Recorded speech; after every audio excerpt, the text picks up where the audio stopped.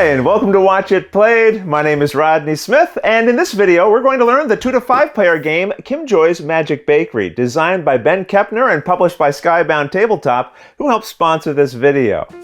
Kim Joy, the fan favorite star baker from the Great British Bake Off, has her sights set on some new customers and will need our help as she opens a bakery in a magical forest. Turns out the guests have fierce appetites that will need our quick service, requiring us to work together to whip up their favorite dishes and get them served in time. So join me at the table and let's learn how to play. To set up, first find the customer cards, which have these backs, separating them into 3 piles based on the numbers found in their top left corners.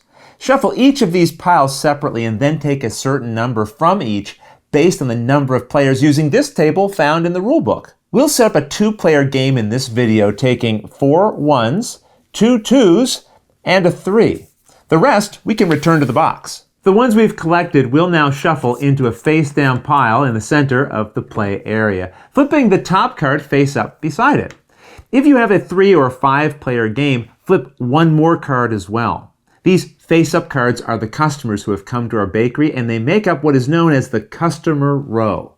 The cards with this back are the layers, and there are 6 different types and 4 copies of each type, which you'll organize and set into matching stacks beneath the customer row so that it looks something like this when you're done. Just note that the order of the different layers within the row doesn't matter. The cards with this back are known as the ingredients, and you'll want to first go through this deck, finding 4 cards labeled as helpful ducks and removing them, returning them to the box. This will leave 1 helpful duck in the deck.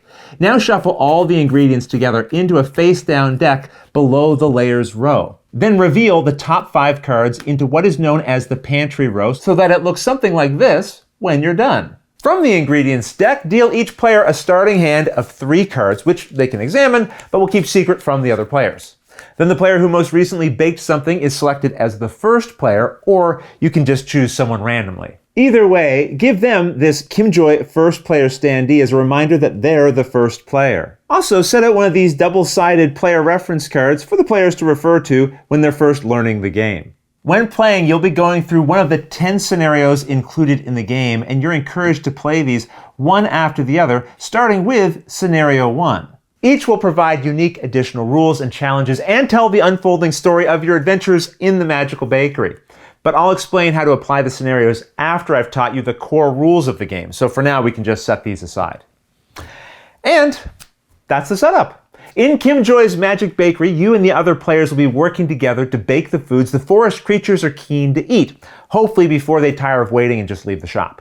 They've got unique appetites and won't hang around for long, so we've got to be quick. Customers will appear in this row, showing the food that they hope to eat, which you'll then work together with the other players to bake by collecting the necessary ingredients from the other 2 rows. The more customers you serve, the better you'll score. And although you can't actually show each other your hands, you can discuss what you're holding and share strategies with each other. You can even tell people what cards you have, but again, you can't actually show them. The game is played over a series of rounds, and during a round, starting with the first player, each person will take a single turn, and in clockwise order, on your turn, you'll perform a number of actions based on how many players you have. In a 2 or 3-player game, each person performs 3 actions on their turn. If you have 4 or 5 players, you perform 2 actions on your turn. And there are 5 possible actions to choose from, which you'll find printed on this handy included player reference. We'll go through each of the actions and how they work, but just know that on your turn, you can pick from any of these, and you can even repeat the same action more than once. But let's begin by learning how to take the taking a card from the pantry action. To do this, you add any one face-up card from this pantry row to your hand and then immediately replace it with a new one drawn from the deck. Or you can draw from the top of the deck itself. Over the course of the game, there is no limit to the number of cards you can have in your hand. Okay, next up we have the pass a card to another player action, which, as you might have guessed, lets you pass any one card from your hand to someone else. Just keep in mind that on your turn you cannot take a card from someone else. You can only pass 2 other players. And with that understood, now let's take a look at the third possible action you can perform, baking a layer. Many customers, like this one, want food requiring 1 or more layers, and a layer requires combining 2 or more ingredients. For example, these chocolate chip scones require the chocolate ingredient and a pastry layer. And the pastry layer is created combining the flour and butter ingredient. If you have the ingredients in your hand that are listed on the bottom of a layer card, you can discard them to a shared discard pile and then add the related layer to your hand. Once you have all the items in your hand that make up the recipe of a customer, you can take the Fulfill a Customer Order action. Discard the related ingredients to the ingredients discard pile and set any layers back on their related stacks. Then set the completed customer off to the side into a shared score pile for the players. Now you might have noticed that a customer can also have a garnish listed beneath their recipe. If you discard the garnish along with the rest of the recipe when filling an order, then you gain a special ability based on the scenario that you're currently playing. But we'll discuss that later when we talk about the scenarios. Just know that you do not have to add the garnish to a recipe in order to fulfill the customer. That part is always optional. Also, don't draw any new customers after serving one. We get new customers later in the game and we'll see how that works at that time. Before moving on, I should bring your attention to a special ingredient you may come across known as the helpful duck.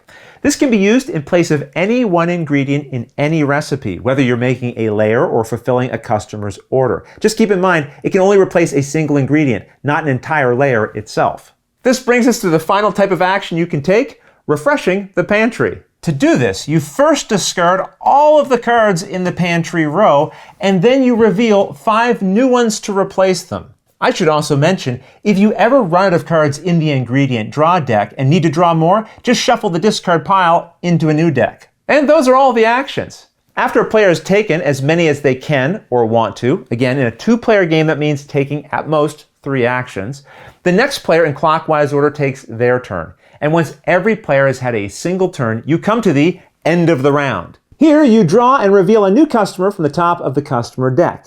There is room for, at most, 3 revealed customers at a time. So you should imagine 3 spaces for them here in this customer row. If the customer you've added has just entered an empty space and there is no remaining customers to the right of it, then stop here. But let's say we hadn't satisfied our scone-craving customer last round and it was still in the row. We would still draw a new card, but then we push this one to the right and then we'd stop. In both of those cases, you only add 1 new customer to the row before moving on. And this is always true, even if you had a situation like this at the end of the round, where we have a remaining customer from a previous round and it's in one of the further right spots. At the end of the round, we still draw a single new customer, but now nothing gets bumped. We just stop here. If we get to the end of the next round and it still looks like this, we draw 1 card and bump this one over and then stop. So during this end of round step, you always at most draw 1 new customer. And this is even true if the customer row is already full. If we get to the end of the round and it looks like this, we still draw a new customer, but bump all of these. However, there's only room for at most 3 revealed customers at a time. So the furthest right customer would be discarded. They've left the bakery, won't be scored, and this can be returned to the box. Also, if the customer stack is ever empty, from that point on at the end of the round, just move the leftmost customer 1 space to the right, bumping everything else along, and then stop. Either way, after completing this end of round step, you start a new round with the first player taking their turn and continuing clockwise again. And those are the essential rules of the game. But before we move on, I now need to explain the scenarios, because at the start of the game, you'll pick a scenario to play. The game comes with 10, and you take this scenario stack, flip it over, and remove this cover card, revealing the first scenario, which we can take from this deck, returning the others back to the box. You then turn to this page of the rulebook, which gives you a bit of story about what's happening in Kim Joy's bakery that day, and it explains the rules for that particular scenario. I'm not going to go through each scenario in this video, as you can learn about them as you play, but I will explain this one. Turns out a friendly cat has entered our shop, and it's very keen to get our attention. To show this, we set the scenario card sideways across the middle 2 cards of the layer row.